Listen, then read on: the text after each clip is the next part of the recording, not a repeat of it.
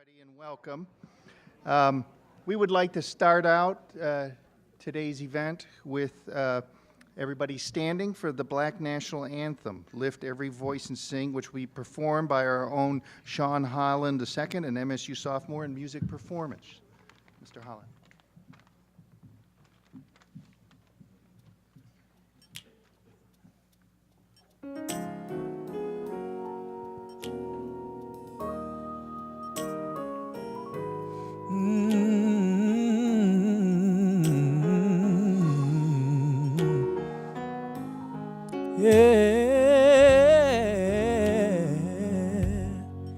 Lift every voice and sing till earth and heaven ring with the harmony of liberty. Let our rejoicing rise high as the listening skies. Let us march on till victory is won.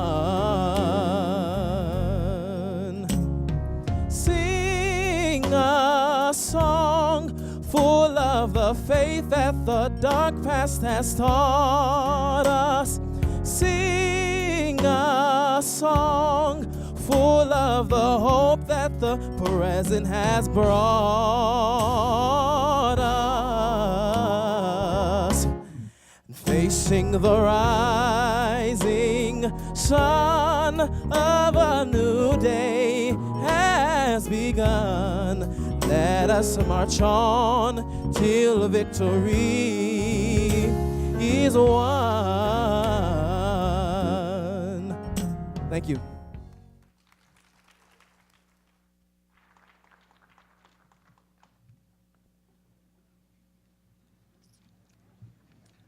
On behalf of the MSU College of Osteopathic Medicine, I'd like to welcome you to this third presentation of the 19th annual Dr. William G. Anderson Lecture Series, Slavery to Freedom, An American Odyssey.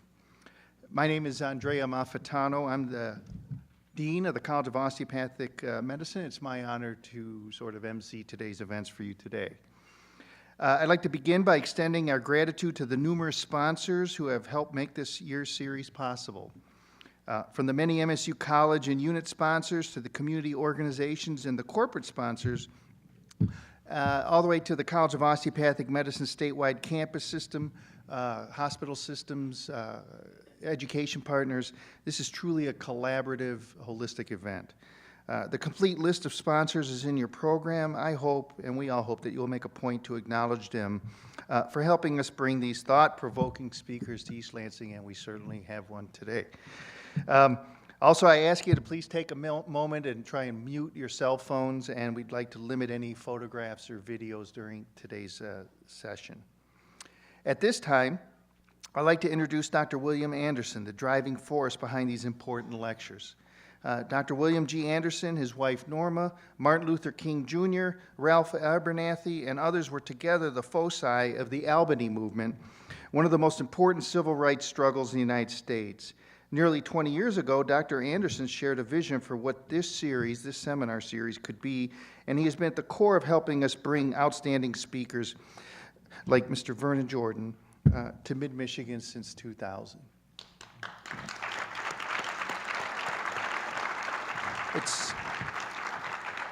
It's only fitting that Dr. Anderson's name be connected to this legacy. So in 2014, we dedicated these presentations as the Dr. William G. Anderson Lecture Series, Slavery to Freedom. We are not only indebted to Dr. Anderson for his sacrifices during the civil rights movement in the 1960s and for his commitment to our osteopathic profession, but also for his efforts and passion to make slavery to freedom what it is today.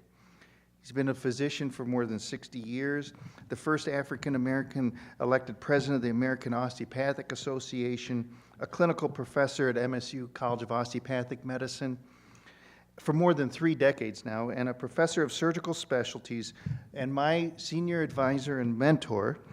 Please welcome Dr. William G. Anderson. Thank you.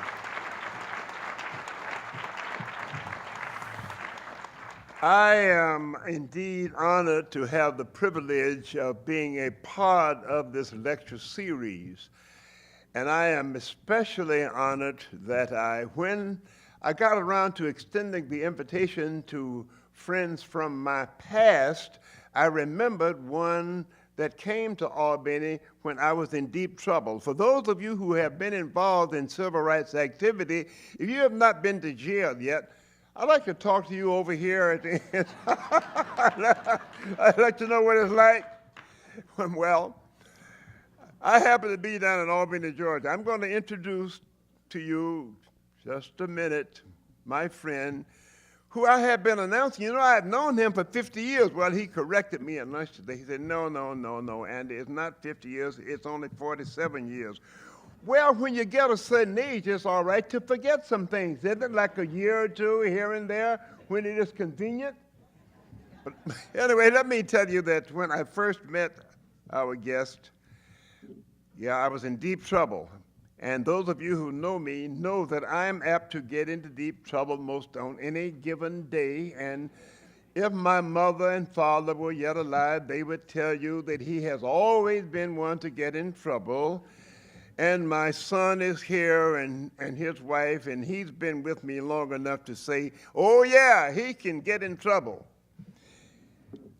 But then Rhea Heil tried to keep me out of trouble. She brought her son along for help. But let me say this, you always need a friend, and you never know when you're going to need that friend and where you're going to get that friend from. Well, the first time I met our guest, I was in deep trouble here. Not only was I in trouble myself, I had encouraged a few hundred people to get in trouble with me, Vernon. You know that? I said, because down in Georgia, I can say this, that the three most respected people in town, and this happens throughout the South, by the way, are the preacher, the doctor, and we didn't have any lawyers, the preacher, the doctor, and whoever else you could find that would get up there and say, I will take a leader role. They did not include doctors because doctors didn't do that kind of stuff. But me, somehow or another, I felt as though as the children who were leading the civil rights demonstrations and I was to get the benefits from it and my children were to get the benefits of it, I said then, I got to get out there because they're doing that for me, Vernon. And so because doctors are the leaders in the community, when the doctor says, we will do, you just do it. So I, with my big mouth, I got up and says, we're going to jail tomorrow. They're like, okay. And that's fun. And that's fun until you actually get in jail. You stay in there a few days, you find out, oh no, this is not so much fun. Well, anyway, I had said this in Albany, Georgia, because we had challenged the system of segregation and discrimination, not just in Albany, but throughout this country. Martin Luther King Jr. had already been successful with the Montgomery bus boycott. His cohort, Ralph Abernathy, was a classmate of mine.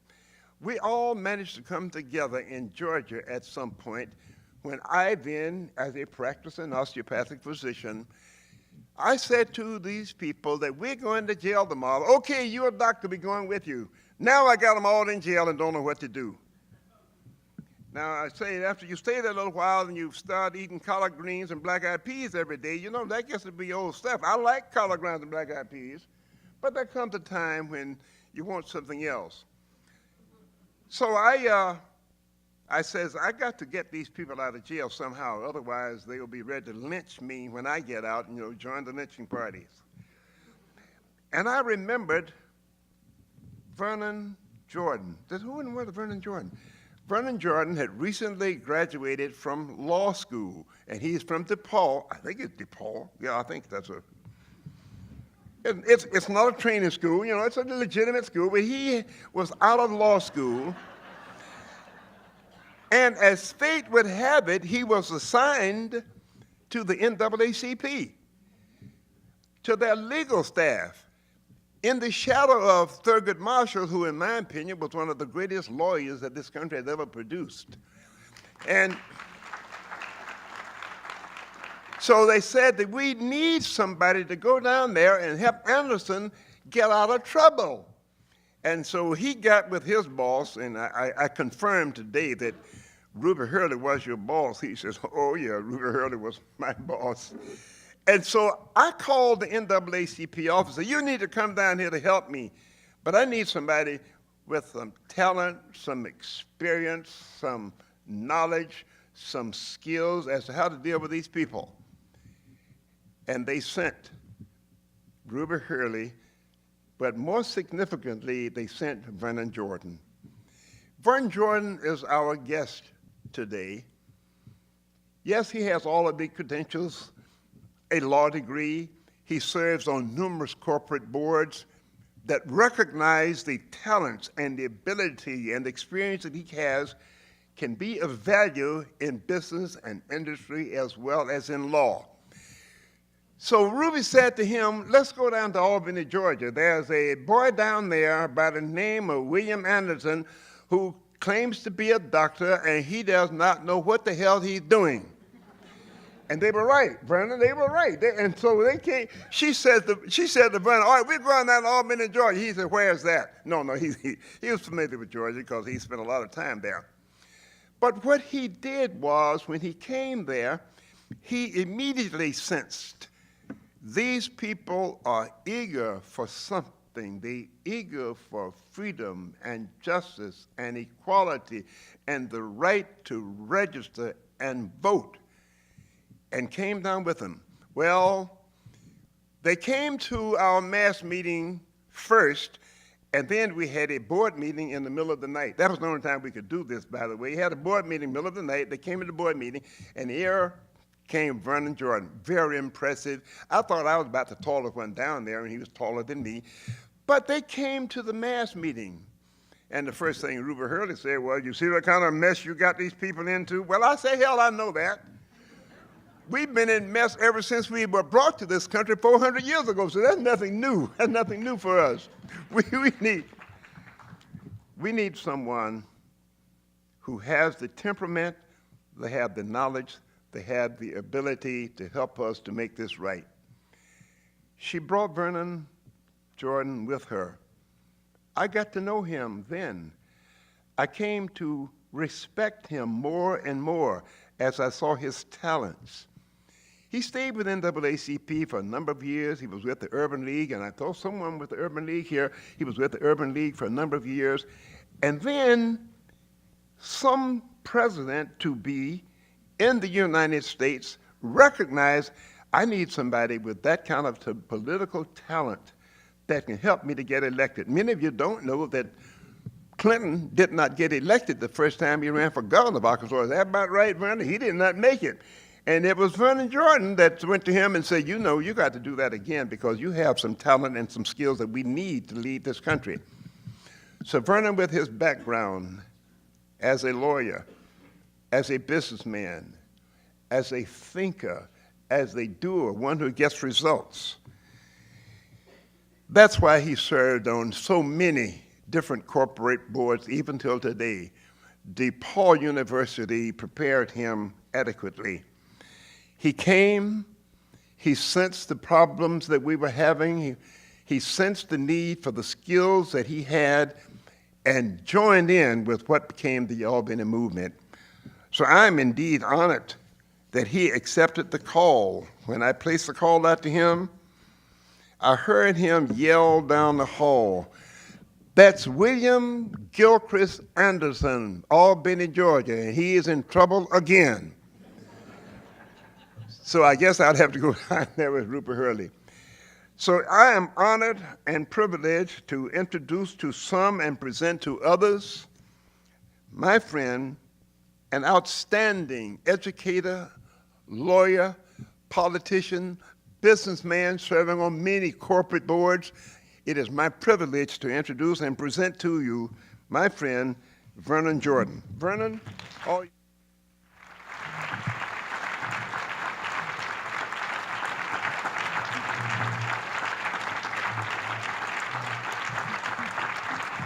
good, man. Good.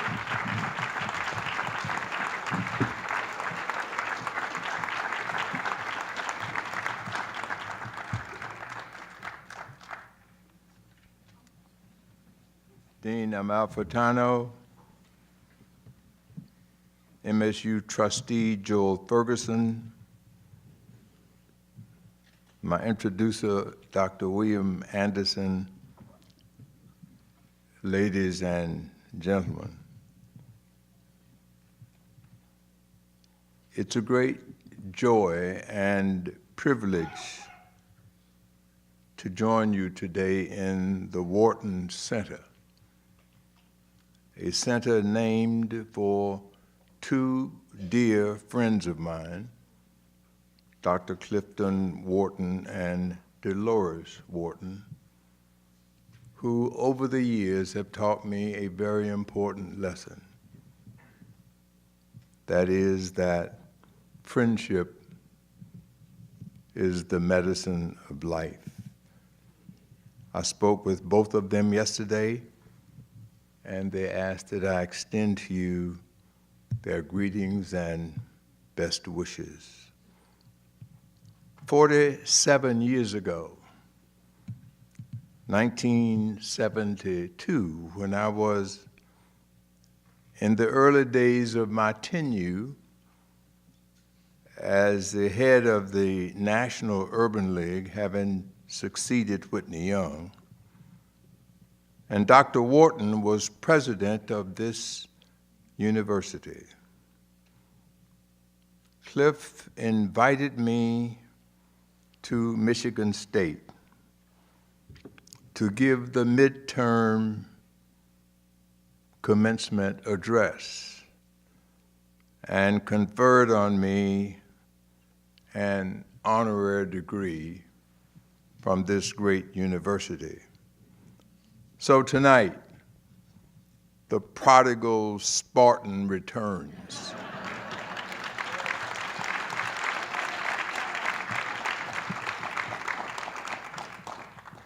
Why I've waited to make my return until the frigid days of February is still a question I'm wrestling with. Of course, I heard things were hot here in Ann Arbor on Sunday night. Congratulations to your basketball team on a big win. And for leading the Big Ten as the calendar turns to March. It's an honor to lecture in this series named for my friend and fellow freedom fighter, Dr. William G. Anderson, who summoned me, subpoenaed me,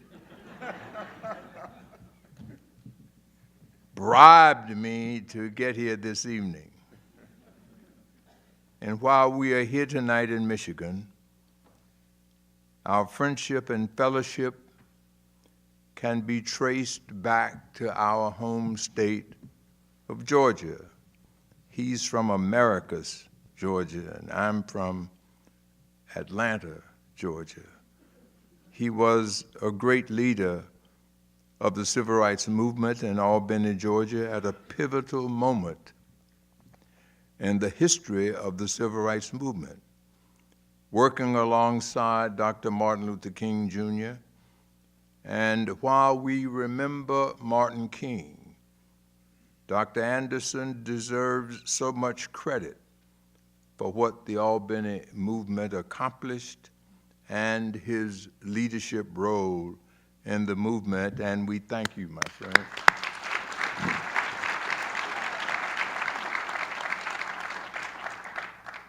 Now, 58 years after the start of the Albany movement, we live in an interesting, often infuriating times. I need not recount to you the headlines, every racist remark and policy, every scandal, every violation of the norms and standards of decency and behavior that would take up all my time. But as men who have a few years behind us, Dr. Anderson and I know something that for all of us should be equal parts comfort and concern. We have been here before. I am reminded of my earliest exposure to American politics, growing up in Atlanta. In the fall of 1943, September it was, there was a gubernatorial race in Georgia where the then Governor Eugene Talmadge was running for re-election. And I'm sitting in our apartment in the first public housing project built for black people in America. And Governor Talmadge comes on the radio and says, "Fellow Georgians, I am running for re-election. I have two planks in my platform, niggers and roads. I'm against the first and for the second." That is exactly what President Trump is saying now, except his two planks are immigrants and jobs. He's against the first and claims to be for the second. The words may change, but the policy remains the same. We have been here before. When the Trump administration carves out our country into us and them, it is hard not to hear echoes of Strom Thurmond on the campaign trail in 1948, or the cry of George Wallace at the schoolhouse door in 1963. We have been here before. When we hear the president talk about law and order, it is hard not to hear the growl of Richard Nixon, who used the same dog whistles and created the war on drugs to criminalize black Americans and his political opponents. We have been here before. And when we hear the cries for America first, we must remember how the phrase was used in the 1940s, uttered from the lips of Nazi sympathizers. We have been here before. And of course, it is not unique to one person or even one party. Trump is a symptom of a deeper disease, as much as he perpetuates many of our nation's ills. Indeed, racism remains pervasive, part of the architecture of the systems of power. We are only beginning to grapple with the deepest roots of this problem. So the reality that we have been here before could be disheartening or discouraging, and it should stoke our frustrations and our fire. But let us not forget that because we have been here before, we know we will endure. We know the way forward. So this evening, I'd like to offer you stories of 4 old men who have marked my journey to this moment, my small stretch of our journey from slavery to freedom. 4 men who inform my perspective of where we've been and where we need to go. The first is my grandfather. My grandfather, Jim Griggs, was a sharecropper on Mr. Robert Calyer's place in Talbot County, Georgia, where I visited every August of my childhood.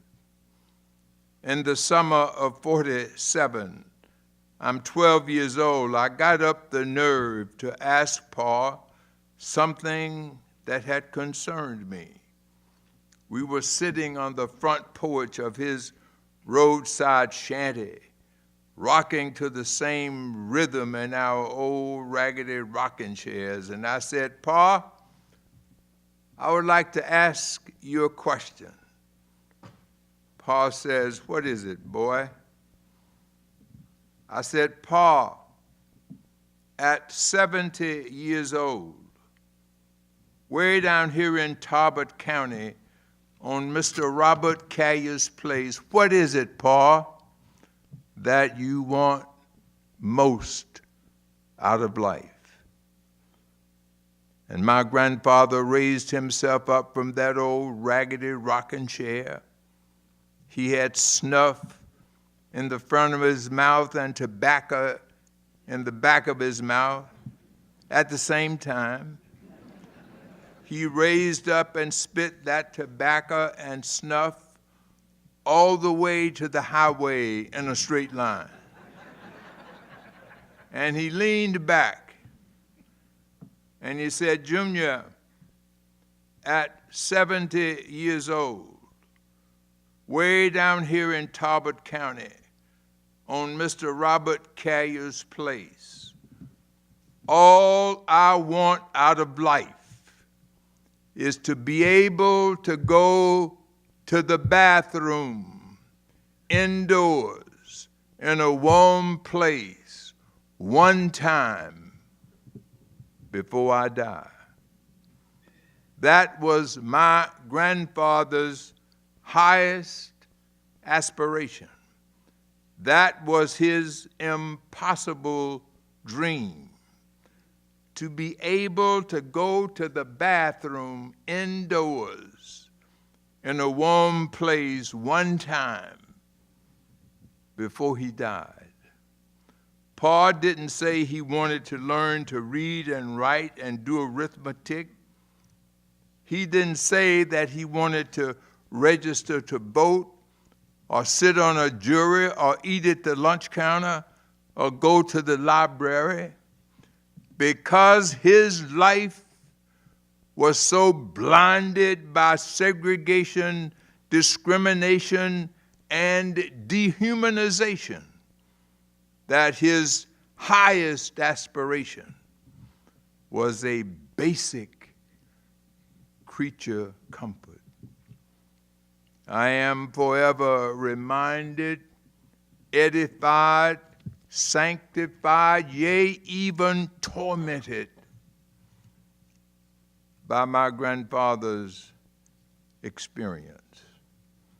The shutters of my grandfather's life were so closed that he could foresee no future for his 12-year-old grandson or himself. Pa would not have been able to imagine the progress we have made. He would not have believed, as I did not believe, that the country would elect Barack Obama to 2 terms as president. And he would not be able to fathom Junior standing here right now, much less my life and my career. Of course, Pa was not the only one. The second old man I'd like to tell you about is Robert F. Maddox, one of the leading figures in Atlanta's white elite. He had been mayor in Atlanta in 1910. He sat on the platform when Booker T. Washington gave the Atlanta Exposition address. We can be as separate as the fingers on the hand, yet one in mutual progress. He was president of the First National Bank of Atlanta, president of the American Bankers Association, president of the Garden Clubs of America. And in the summer of 1955, at the end of my sophomore year in college, I became his chauffeur. Now, it was not my first choice. I had come home to work as a salesman, as a summer intern for a major American insurance company where I had been hired for a summer internship. But in 1955, when segregation was still a fact of life, I was excited about being hired. And the first day I was due there, I dressed up in my nice suit, shined my shoes, and went downtown Atlanta to the office of this big insurance company. And I walked in proudly and said to the receptionist, "My name is Vernon Jordan. I'm a student at DePauw University, and I am a summer intern here at this company." The receptionist looked up at me and said, "No shit."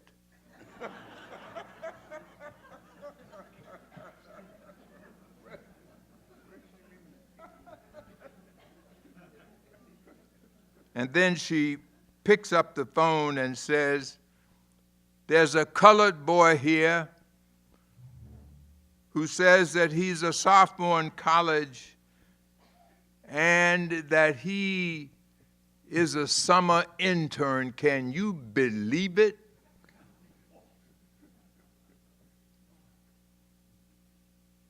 Well, I worked there for 2 months.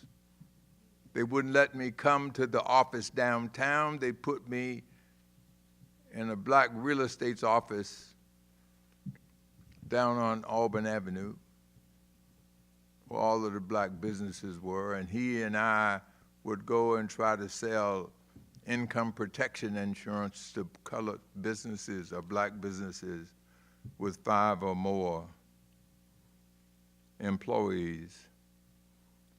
I didn't like the job. I didn't like him. And so for the month of August, I became the chauffeur and butler to Mr. Robert Maddox, the great Atlanta banker.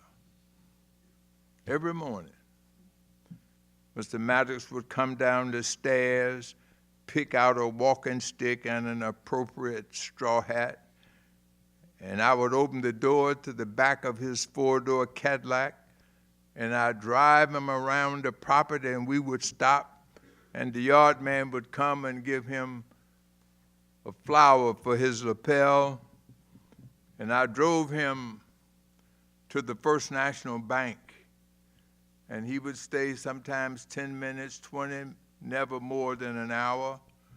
And after that, I drove him to the Capital City Club for lunch before taking him home, where he spent the afternoon napping, and I spent the afternoon over the loud protestations of Lizzie the cook reading in his library. So Lizzie came in there and said, "You got no business reading in this white man's library, and if you don't get out of here, I'm gonna tell him." And so I said, "Lizzie, if you don't tell him about me reading in his library, I won't tell him about your deal with the grocery man."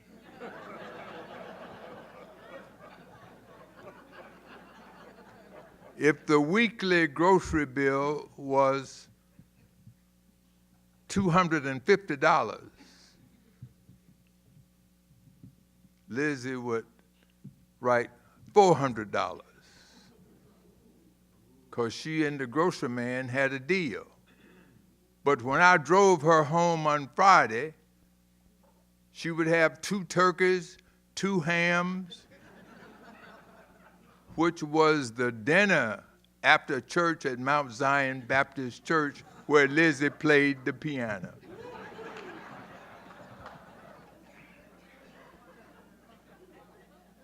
So I continued to read in the library.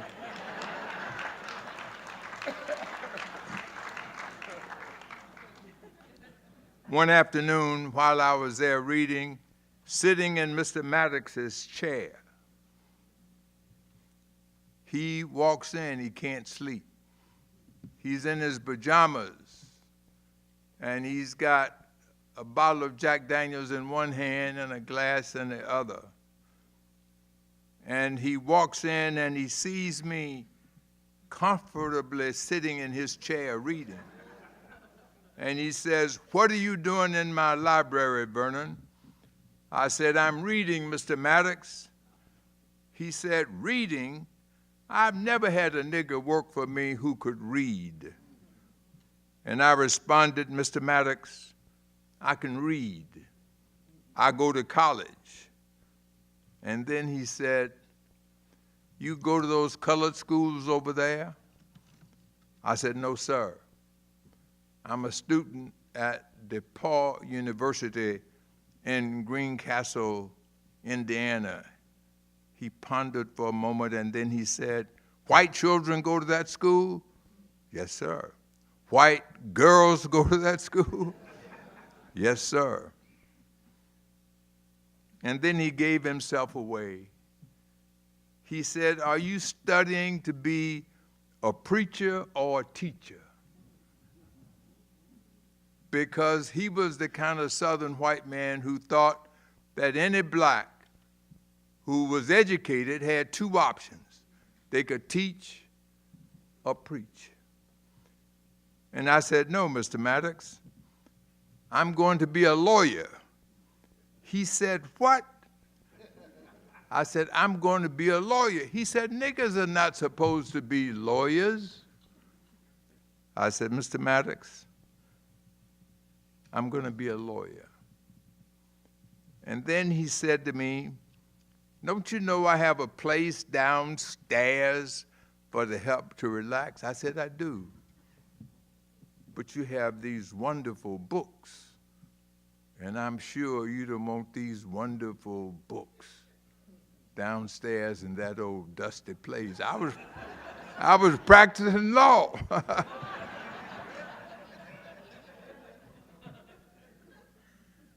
He stood perplexed for a moment and finally said, "Well, just go ahead and read then." Later that evening, I'm serving dinner to Mr. Maddox, to his son, and his son-in-law and their wives. As I'm putting down Liz's vichyssoise, he said, "Children, I have an announcement to make. Vernon can read." There was silence because they knew that I was a college student. They knew that I could read, and they knew that I went to a white school. But they never bothered to tell him. And then he said, "And he's going to school with white children, white girls." He said, "I know this race mixing is coming to Georgia, but I'm glad that I will not be here to see it." Well, the Lord moves in mysterious ways. Years later, in January of 1961, Mr. Maddox's nurse called his attention to the television. The news broadcast showed me escorting Charlene Hunter through the mobs of the University of Georgia in January 1961 after a court ruling that we won in the district court, admitting them as the first black students to the University of Georgia. And they said, "Mr. Maddox, "Do you recognize that colored lawyer?" "No," he said. She says, "Mr. Maddox, it's your chauffeur, Vernon." And Maddox looked hard at the screen, and he said, "I always knew that nigger was up to no good."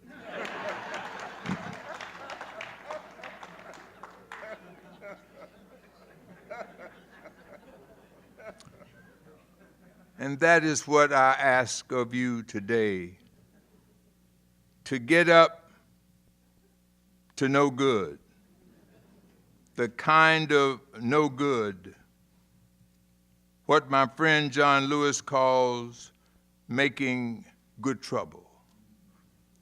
In my case, it was becoming a lawyer at Howard University before going back home to Georgia to fight for civil rights, working on cases like the one that integrated the University of Georgia.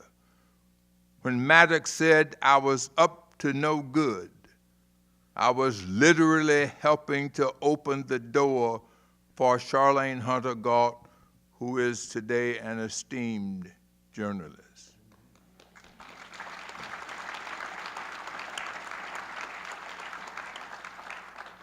So I've come here today to ask, what doors will you open?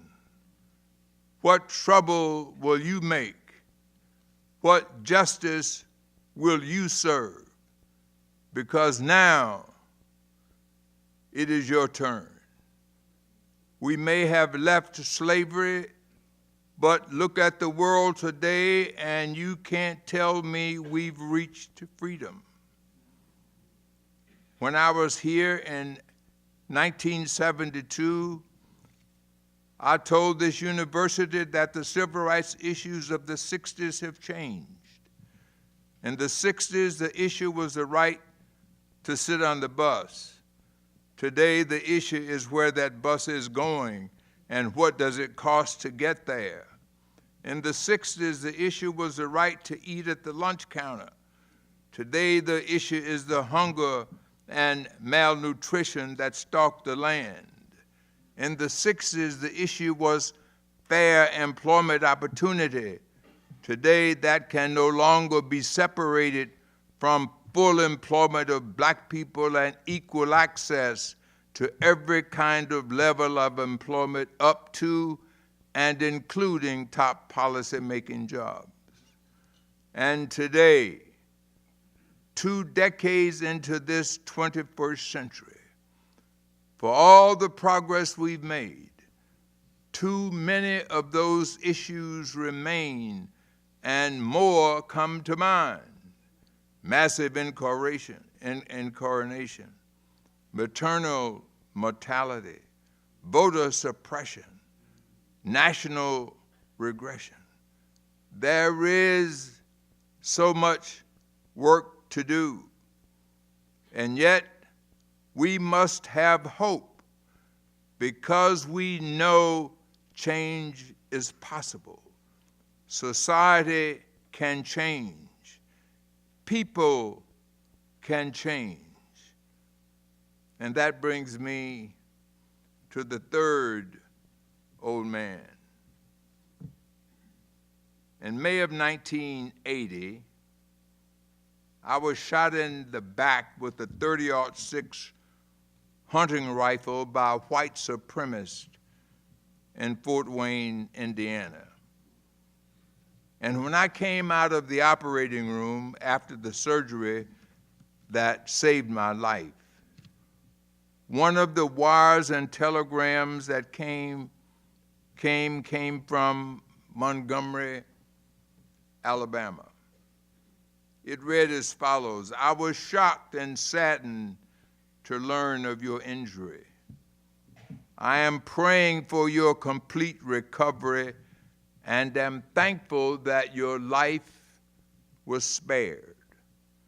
That wire was signed George C. Wallace, Governor of Alabama.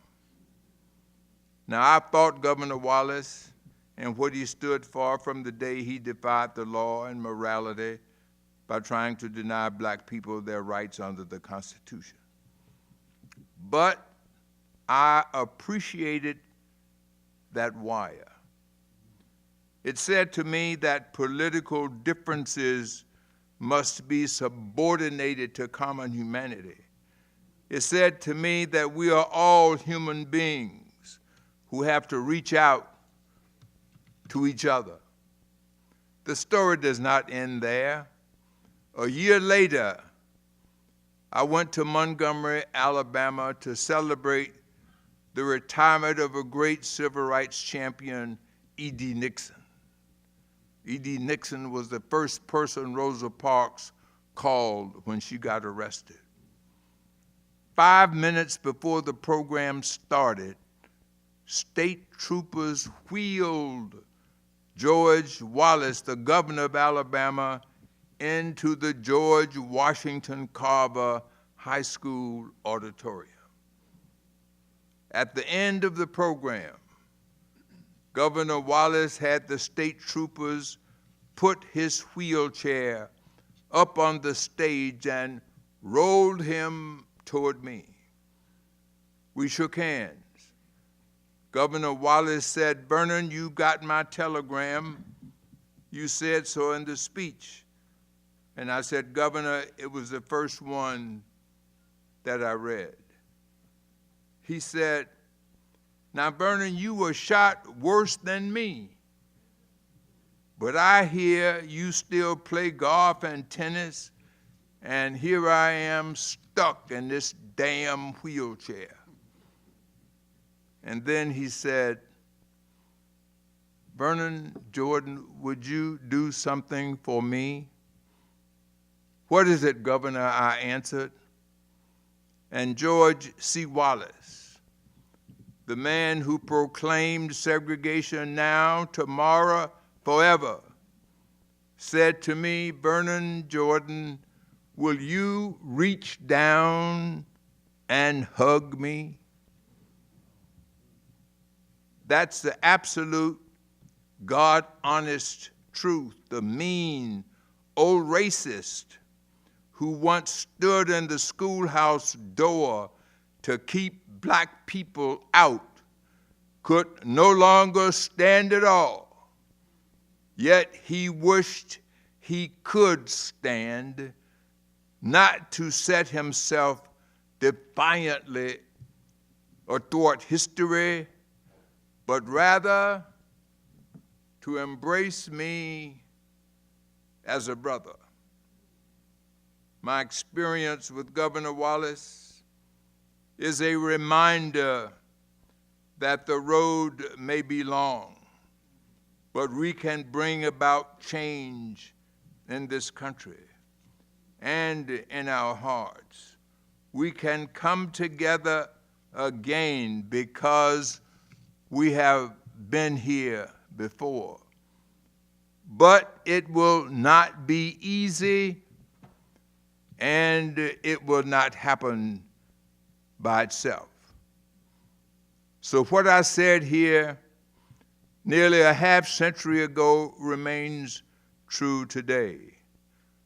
Progress will not happen without continued student activism, without all of you doing your part.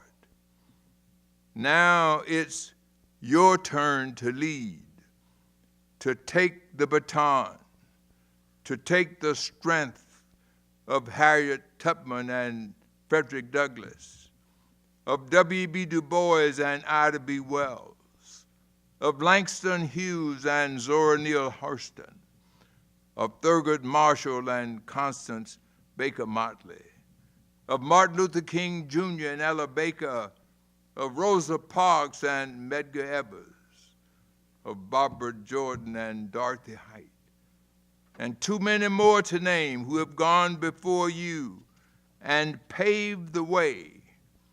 We also need not only look back, but look around to all those fighting for equality, for justice, and for civil rights today, the role models and mentors and partners and friends you will need for the road ahead.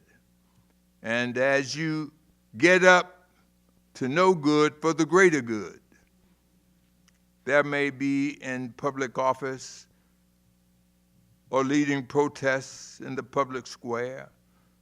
They may be titans of industry or found on Twitter. They may be in courtrooms or city halls or corporate offices or right here on the campus of Michigan State.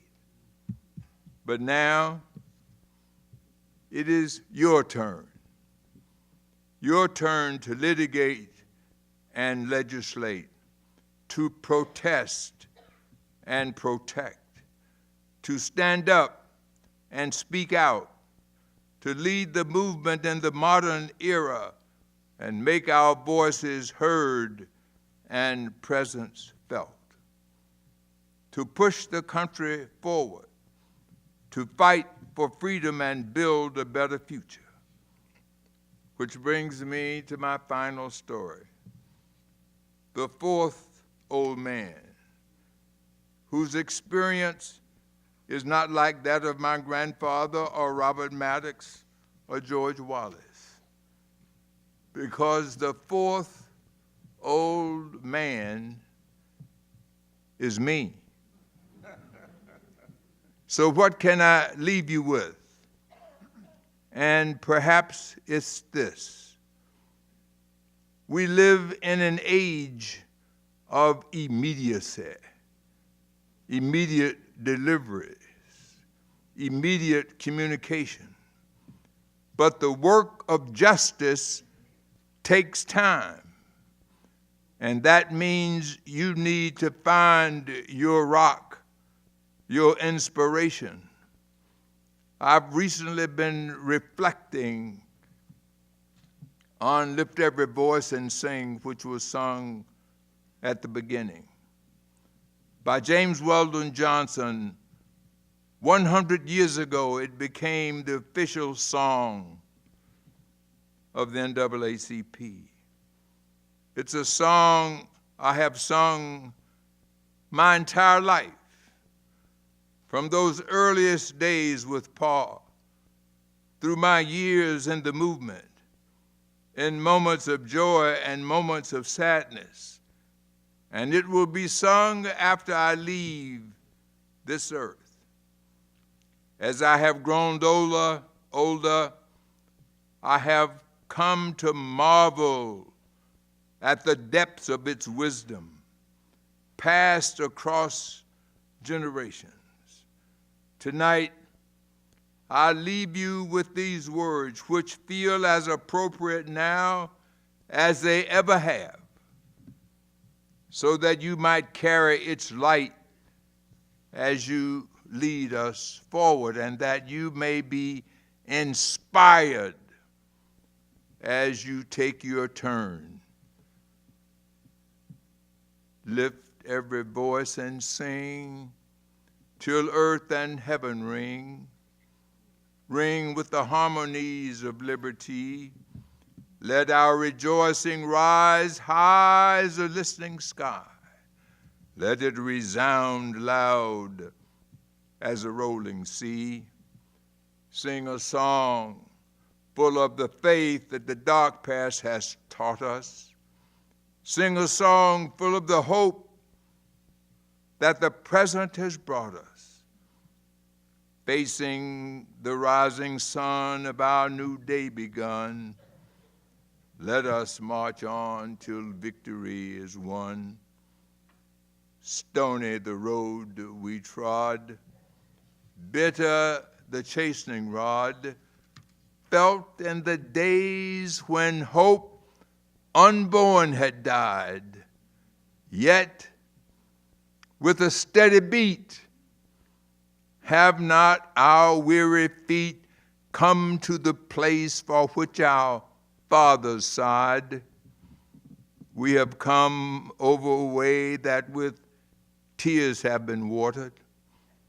We have come treading the paths through the blood of the slaughtered, out from the gloomy past, till now we stand at last where the white gleam of our bright star is cast.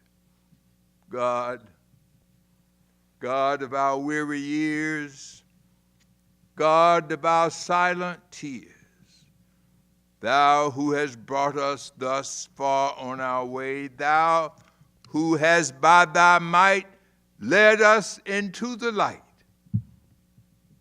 keep us forever in Thy path, we pray, lest our feet stray from the places, our God, where we met Thee, lest our hearts, drunk with the wine of the world, we forget Thee. Shadowed beneath Thy hand, may we forever stand, true to our God, true to our native land. Amen. Amen.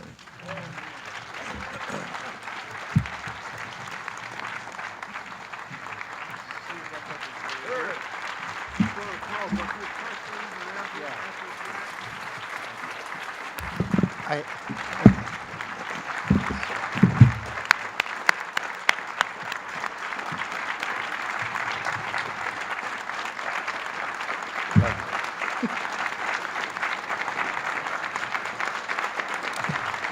I have a special tribute here.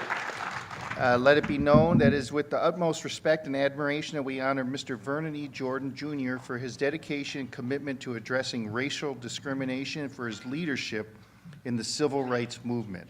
This is from the state of Michigan and our House of Representatives, Ms. Bixby, who couldn't be here today, but brought this along for you, and hopefully you can remember us a little bit more here in Spartan land. Thank you very much. Thank you. And we'll do a couple questions. Mr. Jordan's got a flight to catch, but I think I'll take a couple questions and I'll try and rebroadcast the question as we go forward. So does anyone have a question or two for our esteemed? Yes. I'd like to ask Mr. Jordan, there was a member of Congress yesterday that said he was not a racist because his cousin married one. What would be your comment?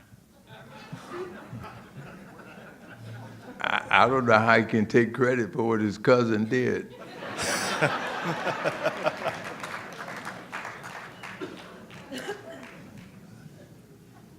Questions? But it was his cousin that did the marrying, not him.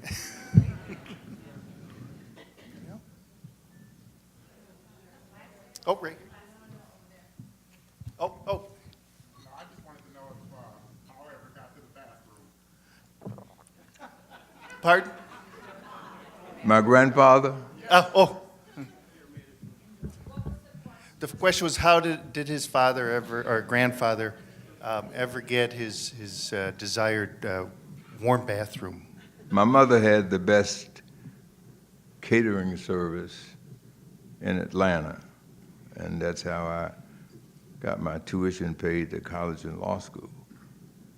And so there's a little town called Redan, Georgia, not far from Stone Mountain, and she built a house. And we went in the middle of the night and got my grandfather, my aunt, my uncle, and moved them to Redan, Georgia, where there was a bathroom indoors. And Pa, twice a day, with no urgency, would go, take off his overalls, take down his overalls, sit on the commode with nothing to do, and breeze through the Sears Roebuck catalog.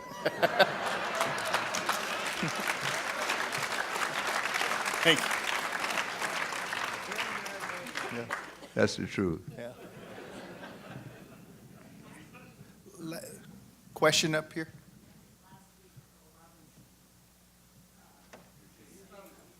Oh, Gene Robinson said he felt that we are approaching the last gasp of white male supremacy. Do you share that vision? And what can we Yeah, what did Gene say? yeah.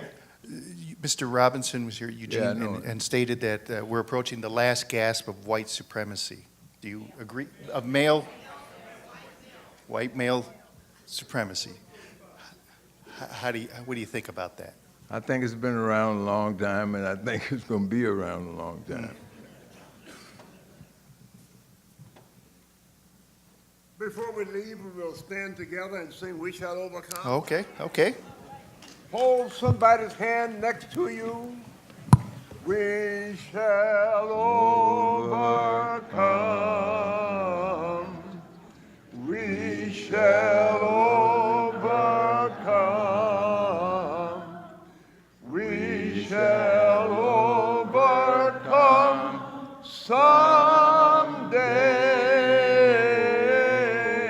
someday. Oh, deep in my heart, I do believe we shall overcome someday. Black and white together. Black and white together. Black and white together. Black and white together someday. Oh, deep in my heart, I do believe we shall overcome someday. Let's give Mr. Jordan another hand. Thank you so much, Vernon. Thank you. That was great. Yeah.